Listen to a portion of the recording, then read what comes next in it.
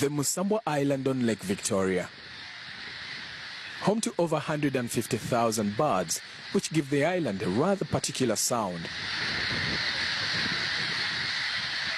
Down below them, on the ground, are much quieter beasts. Over 1,000 cobras roam the island in a unique example of coexistence with man. Do not beat any snakes. These are spirits of the island attached to our culture. Over 100 fishermen live on the island, and Emmanuel Katongole is the most experienced. He has lived here for more than 35 years. An old man of the sea, he has retired from commercial fishing.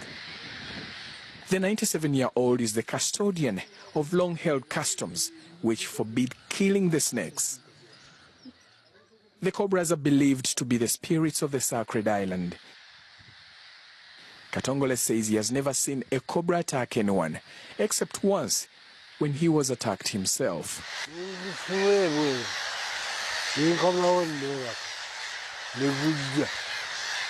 I must have angered the snake when I carried it out of the house so that I could sleep, but it crawled back in. I picked it up again and threw it out and then went to bed. Astonishingly, it crawled back in. This time I picked it up and it turned its head and bit me. The snakes shouldn't be harassed, even if it means sharing a bed with them.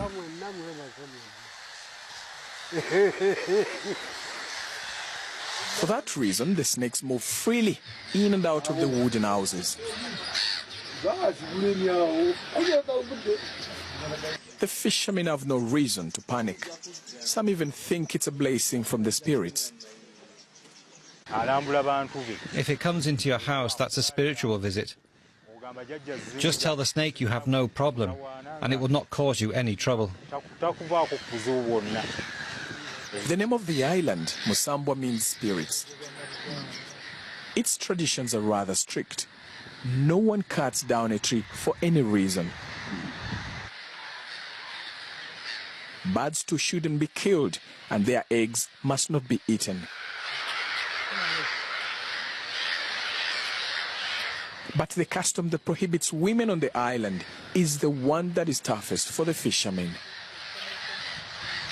It would be good to finish your work and go home and see your family every day, to know how your child spent the night, to know what they've eaten.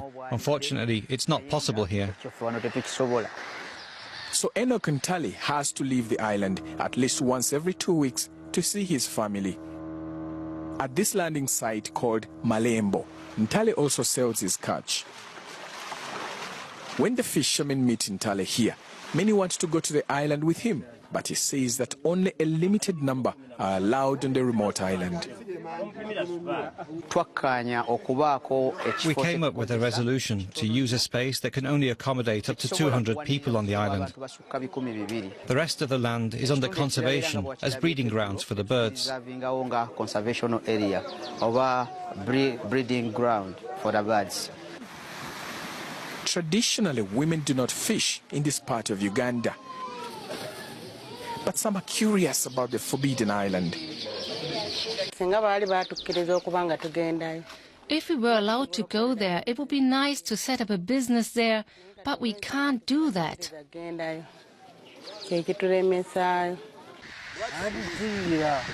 It's taboo. It's been like that since time immemorial. No women allowed.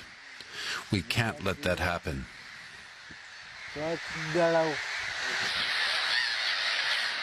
Katongole thinks that a large population would threaten the island's rich biodiversity. He's suffered a couple of painful pecks from the grey-headed gulls. But he would rather stay here with more birds and the snakes than humans.